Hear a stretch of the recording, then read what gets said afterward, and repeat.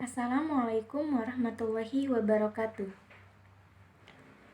Kami di sini akan mempresentasikan hasil kerja kami yang berjudul Analisis Perancangan Sistem Pengkreditan Uang PT BPR Tricipta Mandiri. Sebelumnya, izinkan kami memperkenalkan diri terlebih dahulu. Nama saya Nur Indasari dengan NIM 1118068 sebagai moderator. Langsung saja, materi pertama akan dibacakan oleh Christine Febriani Sero. Perkenalkan, saya Christine Febriani Sero dengan NIM 111711112 sebagai pemateri. Baik, di sini saya akan menjelaskan bagaimana sejarah PT Tricipta Mandiri. Jadi, PT BPR dibangun pada tahun 1992. Awalnya, PT BPR Tricipta Mandiri memiliki 3 cabang, namun sekarang hanya tinggal 1 cabang. PT BPR Tricipta Mandiri berada di Jalan Raya Bekasi, Cilengsi, kilometer 19,5 yang baru ada sejak tahun 2014. Pemiliknya sudah berganti selama 2 kali. Perusahaan ini bergerak di bidang jasa perbankan yang bertujuan membantu masyarakat di bidang keuangan atau permodalan yang menitikberatkan pada pembangunan perekonomian masyarakat Indonesia. Baik, selanjutnya saya akan menjelaskan bagaimana kegiatan bisnis utama PT BPR. Saat ini, kegiatan bisnis utama yang dijalankan oleh PT BPR Tricipta Mandiri adalah pelayanan perbankan yang meliputi jasa simpanan dan perkreditan. Untuk jasa simpanan, PT BPR Tricipta Mandiri menawarkan produk tabungan dan deposito. Untuk tabungan hanya ada satu jenis produk saja, sedangkan untuk deposito terdapat pilihan deposito yaitu 1, 3, 6, atau 12 bulan.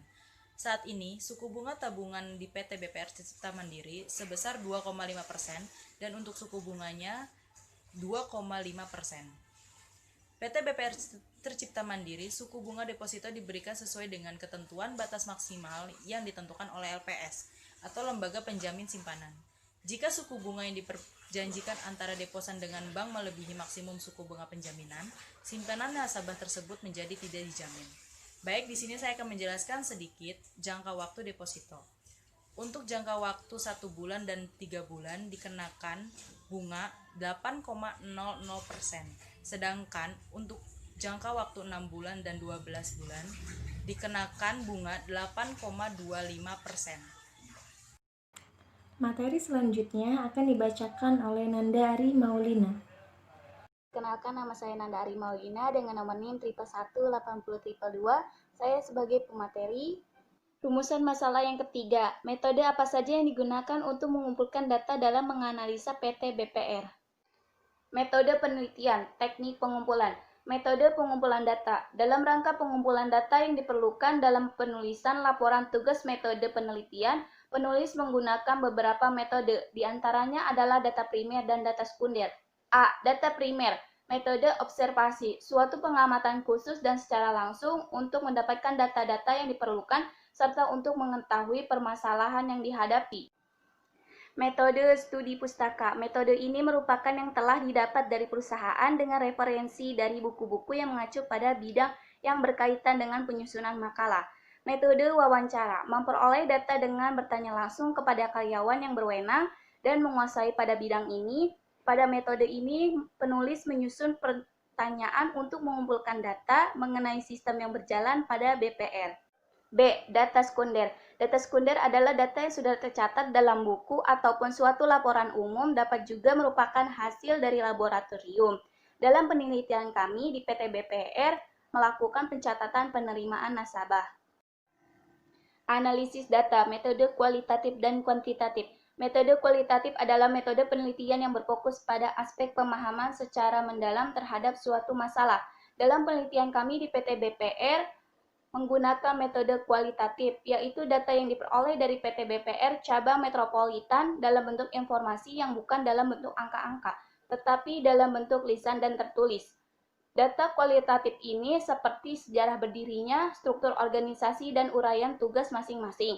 Tujuan untuk menjelaskan fenomena yang terjadi di masyarakat secara mendalam dengan cara mengumpulkan data secara lengkap. Materi ketiga akan dibacakan oleh Ralisti Gisti Ayu. Perkenalkan, nama saya Ralisti Gisti Ayu dengan NIM 111810137. Saya di sini sebagai pemateri dan saya akan melanjutkan tentang analisis data bagian metode kuantitatif. Metode kuantitatif adalah metode penelitian yang berfokus pada aspek pengukuran dengan cara objektif terhadap fenomena sosial.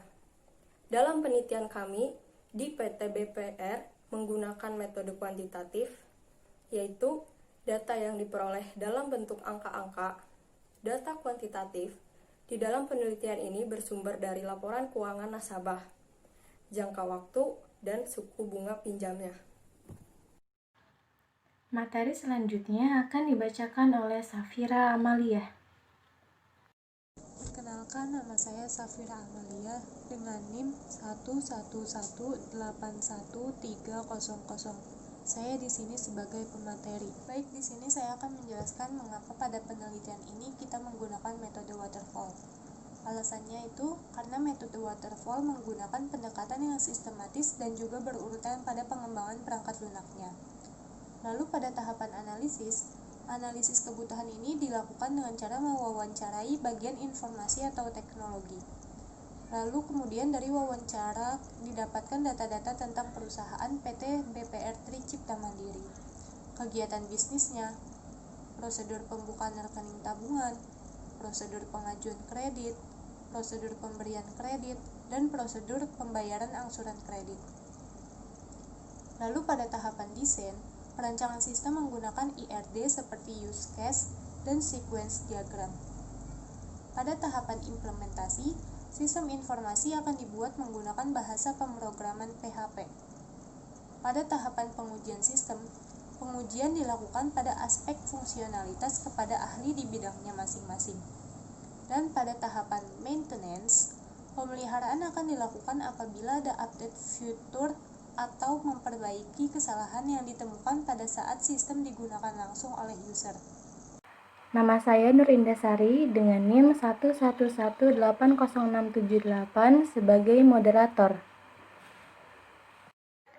Kesimpulan dari hasil riset kami di PT BPR Tricipta Mandiri yaitu 1. Penerapan prosedur pemberian kredit kepada PT BPR Tricipta Mandiri secara teoritis telah sesuai dan memadai, yaitu tahap permohonan kredit. Pada tahap awal ini, calon kreditur akan mengajukan permohonan kreditnya kepada bank.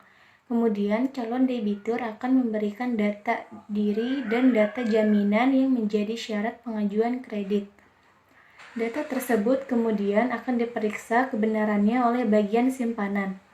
Yang kedua, tahap pembahasan kredit. Pada tahap kedua ini, marketing akan membahas semua data yang telah didapatkan dari calon debitur untuk memperoleh keyakinan bahwa calon debitur mempunyai kemampuan untuk memenuhi kewajibannya kepada bank secara teratur. Yang ketiga, tahap keputusan permohonan kredit terhadap yang menentukan calon debitur akan mendapat persetujuan atau penolakan lain dari loan komite atas permohonan kredit yang diajukan. Yang keempat, tahap pencairan kredit terhadap tahap ini jika calon debitur yang disetujui permohonan kreditnya akan mencairkan dananya melalui kasir. Tahap yang keempat yaitu tahap pencairan kredit. Pada tahap ini jika calon debitur yang disetujui permohonan kreditnya akan mencairkan dananya melalui kasir. Tahap yang kelima yaitu tahap pengawasan dan pembinaan kredit dalam rangka pengamanan fasilitas kredit. Bank harus melakukan pengawasan yang seksama atas perjalanan kredit, baik secara keseluruhan maupun secara individu per debitur, untuk mengetahui apakah pelaksanaan pemberian kredit sesuai dengan rencana yang disusun atau tidak. Ada tahap yang keenam yaitu tahap penyelesaian kredit adalah tahap pelunasan segala kewajiban debitur terhadap bank yang mengakibatkan berakhirnya ikatan perjanjian kredit. Baik, hanya ini yang dapat kami sampaikan, kurang lebihnya mohon maaf. Wassalamualaikum warahmatullahi wabarakatuh.